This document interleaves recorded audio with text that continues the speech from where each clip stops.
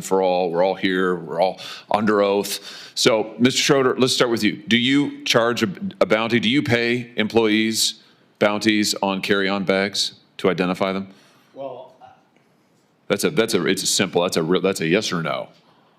I wouldn't characterize it as a bounty. Do you charge them? Do you pay your employees a fee? Do you incentivize them to go pick out bags from people getting on planes and kick them off the flight? Just yes or no. We charge them an incentive. Okay, that's a yes. Mr. Klein.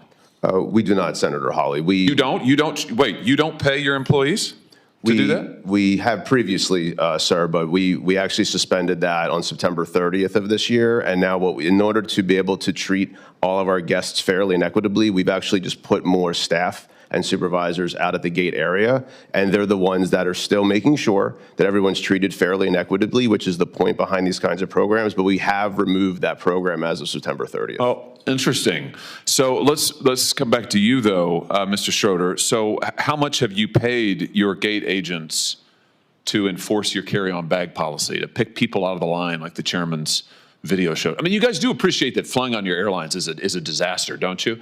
I'm slightly amazed by the general attitude of all of you here. Flying on your airlines is horrible. It's a terrible experience.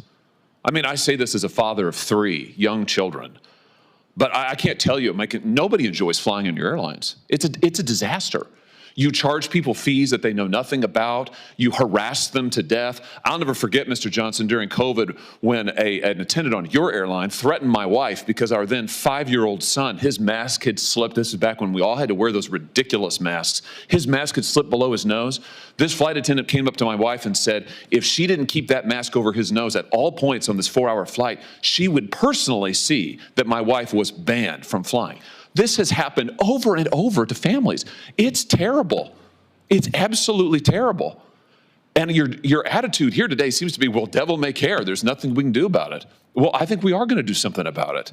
So how much have you paid people to pull out customers who are in line with a bag that's 2 centimeters too big, Mr. Schroeder? Well, we recognize this is a hard job, and so therefore we incentivize them to do that. How much? It's $10 per bag. Wow.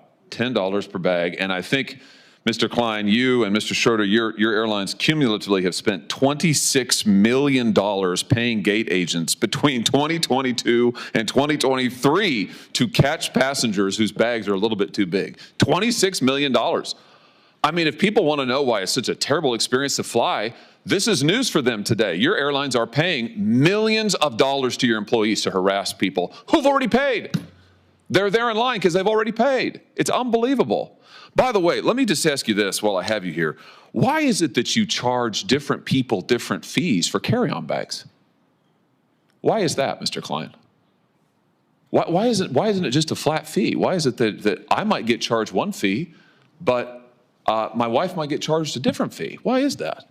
So overall, our job is to generate the most revenue we can so we can be profitable as an airline. If we're not profitable, well, actually we have costs, and there's costs out there, and we have to make sure that we're above the cost line in order to make sure that we can run a profitable entity. Yeah, and be able I got to it. grow. No, I got it. I got it. And money's the answer. So last year, your carry-on bag fees ranged between $15 and $99.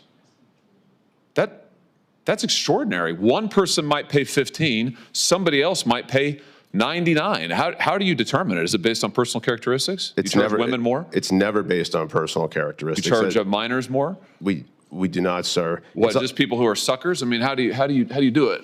Well, there is a cost to carry any kind of bag. Yeah, but why do you charge some people more? I understand the cost, and you made clear money's your bottom line. I get that, but why is it that you're charging some people what, triple, quadruple the amount? Well, the length of the flight should matter in this as well. So yeah, but that's not the data. The data shows is we're talking about the same people on the same flight might get charged radically different prices for a one carry-on bag. You do the same thing for check bags.